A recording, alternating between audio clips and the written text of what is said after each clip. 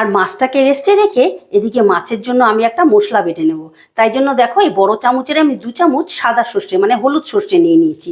তোমরা কিন্তু কালো সর্ষে দিয়েও করতে পারো বা কালো হলুদ দুটো মিশিয়েও করতে পারো। তবে আমি কালোটা ঠিক প্রেফার করি না বলে কালোটা খাই না, হলুদটাই খাই। আর হচ্ছে কি দুটো কাঁচা লঙ্কা আর একটু নুন দিয়ে এটাকে ভালো করে শিলে বেটে নেব। তাহলে কি হবে, নুন আর কাঁচা লঙ্কাটা দিয়ে বাটলে সর্ষেটা তেতো লাগবে না। বেশ মিহি করে বেটে নিতে হবে।